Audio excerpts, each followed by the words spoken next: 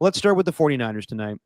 And it's, they lost the game. You and I both picked that. It's devastating that Fred Warner is out for the season. And I say that as a football fan because Fred Warner, hands down, is the best linebacker in football. He's been that for quite some time. Other guys have had really good seasons as far as like a true middle linebacker in a position that has diminished over the years. Like, it's not the same from the days where Luke Kuechly was winning Defensive Players of the Year, or Ray Lewis or Brian Urlacher. Fred Warner was playing in a time where middle linebackers really weren't really having an impact on the game. And the fact that, you bring it up, I talked to a lot of people at KMBR about this. Does he have a Hall of Fame resume at this point in his career? This is his 8th season, same as Patrick Willis, the amount of time that Patrick Willis played. Look at their stats, it's comparable. And, I thought that Patrick Willis had more of an impact on the game, but I do forget, Fred Warner having a crucial pick six in a game against the Rams, his second season in the league, causing the amount of fumbles he has. I mean, he's a leader of that defense. Nick Bosa may be the best player on that defense. Yeah. But Fred Warner is the leader. So when you saw Jair Brown roll into his leg and he gets carted off the field in an air cast, you're like, damn, that's the one guy that cannot lose. I mean, to lose Bosa to begin with is devastating. But to have Fred Warner, the heart and soul of the team, gone for the rest of the season, I just watching the rest of that game, everything's wide open in the middle of the field. I don't know how the defense overcomes that.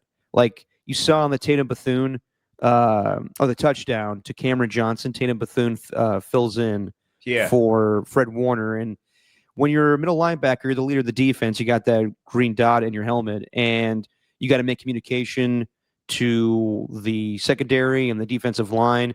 And at that point, with an all-out blitz, Tatum Bethune doesn't know what he's doing around there. So the play was wide open. Yeah, I think it's going to be hard for the Niners to overcome this, and just a devastating injury. Yeah, dude. Yeah, and I would argue that he is a better all-around player than Nick Bosa. Nick Bosa can make an impact and wreck games with sacks, but as far as communication, just reading everything, letting the defense know, hey, it's a run or pass play in the way of Luke Kuechly. Like, we always go to this Patrick Willis thing when we compare, and I know that they're playing the same position, but to me, that is comparing apples to oranges, because it was just a different game when Patrick Willis played. You'll find that the tackle numbers are far more in favor of Willis, but that's also because Fred Warner doesn't have to just sit there in the middle of the field and make tackles. It's what everyone's talked about with Warner, dude.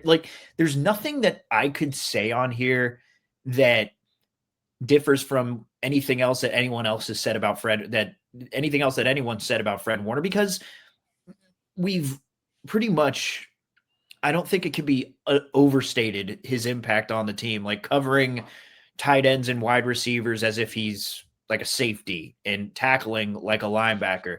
The thing to me where Warner stood out most this year, though, I think you'd find that with every single one of those defensive closing plays, sure, it was the defensive line in on it, but Fred Warner was too. And Warner, I think you'll find with a lot of the drop passes that were on the opposing team that the 49ers were playing, a lot of it, I don't think there's any way you could track this, and there's any way you can get into the mind of the wide receivers unless you just ask them personally about that one drop that they could remember, because drops don't happen all that often.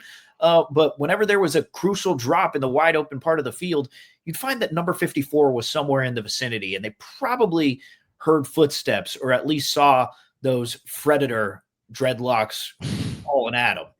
The Predator. It sucks, dude. It does. He's everything to that defense. And I know it's like human instinct whenever there's a problem that we automatically try to come up with a solution. You could try to rack your brain as much as you want. I don't think there is any sort of solution to this.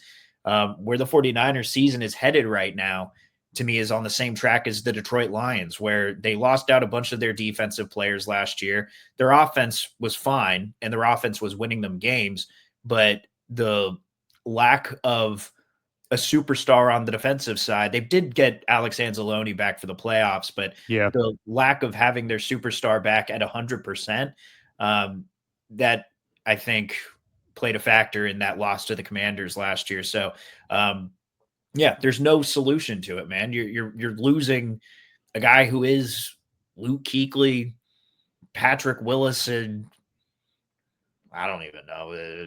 I don't want to say, or Patrick. Did I say Patrick Lewis?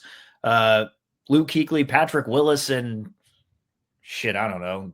Seahawks version of Jamal Adams all rolled into one. Yeah, I mean, he's a great linebacker, and I totally understand the comparison to the Detroit Lions of last year. But the Lions' offense was prolific a year ago, and it is right now. But that offense can carry that team. Like, if they lose one guy, they're done. Like, as long as they have Jared Goff, Amon St. Brown, Jahmyr Gibbs, David Montgomery, and Jameson Williams, they're going to be a high-scoring offense. So to compare that to the 49ers, I get it. It's a similar situation where the offense needs to carry the defense the rest of the way, but I don't see it. The rushing numbers are not good. Christian McCaffrey doesn't look like the same player to me. He's making an impact as far as just a all-around great player, but as far as a running back, they're not getting enough push from the offensive line. Whoa. What? I feel vindicated, Derek. Yeah, I mean, I thought I was overreacting at first, but I feel vindicated that he's just way more effective as a pass catcher now. He's still a great player. It's just that it's not set up well for him right now to run behind this offensive line. I'm not saying that he's diminishing. I just think that the injuries are catching up a little bit to him and his age. Well, he's a step slower. I'm telling you, the speeding tracker, Derek. I keep track of those next-gen stats, the ball carrier speed. He hasn't been in the top 20 for any weeks yet. He's definitely not as fast as he used to be, but he's still an impact player. It's just that, yeah, it's like what's going on with Saquon right now. The offensive line's not helping him out. So Kyle Shanahan could scheme it up, as one of the best play callers in all of football, but they can't put up the amount of points that the Lions did a year ago. Like, the Lions down the stretch, they were outscoring the San Francisco 49ers 41-34 in a meaningless game in December. They're like losing games to the Buffalo Bills 48-42. I don't think the Niners offense is really good. Maybe it's not totally equal, but maybe that's their ceiling then. How about that? No, I mean, I hear you. You're not the only one that's brought that comparison up. I just think that's going to be very difficult, and we have to see how this team looks the next 3 weeks before the trade deadline happens. I'm not saying they're going to replace Fred Warner with a linebacker. That would not make any sense. I don't think you could find anybody to just off the street or trade for somebody that's going to do the things that Fred Warner did. So I think that's a lost cause, unless you want to bring up a linebacker that played a year ago that doesn't have a job right now. Was with the 49ers. Who? Well, he made an impact on the team. Devondre Campbell. No one's with me on that one? I don't think so, Derek. Yeah, I hear you on that one. As far as the game, you can see for that. I got nothing for a Devondre Campbell. Yeah, I brought that up the other day, and there was like, no, of course I'm joking. They're not going to sign Devondre Campbell with what happened a season ago. Get the fuck out of here. But they may trade for a pass rusher. I don't think it's going to be anything significant like a Trey Hendrickson or Max Crosby by any means. But we have to see how they look the next 3 weeks, because I don't know how this defense is going to play. Like, they went into the season with the idea that, okay, as long as we have Fred Warner and Nick Bosa, they can lead the charge for this defense. And there's going to be a lot of young players. So it's a huge mystery, but as long as we have those two future Hall of Famers potentially, then we'll be fine as a defensive unit. The fact that both of them got injured and out for the season, not even like a short amount of time or maybe like IR stints, the fact that they're both gone, like, I get it. I understand why 49er fans are upset and they may want to point the finger at somebody, but who can you really point the finger to? This just happens in football. I understand it's extremely unlucky, but it's just the way it goes sometimes. I don't think it's anybody from the training staff or them practicing on a burial ground. It is what it is. They're an unlucky football team when it comes to health. How can anyone blame the training staff for Jair Brown accidentally rolling up on his ankle? Exactly. What the hell? I saw that. I saw that one. Like, there's plenty of arguments you can make that maybe the strength and conditioning staff or Kyle Shanahan's running them too hard at practice. There's actually plenty of arguments for that, but I don't think that Fred Warner is one of the examples that you can use. And the thing is, it's a third of the way through the season. Yeah. A third of the way through the season. There's still 2/3 left to play. Yeah. And 2 of their superstars are already hurt. Like, whatever success people think that they can have for this season, for 2025 and a little bit of 2026, it hinges on the 49ers staying completely healthy for the rest of the year. Like, that's the crazy part about it. There's plenty of time left for other guys to get hurt because it's football and that's what happens. I know.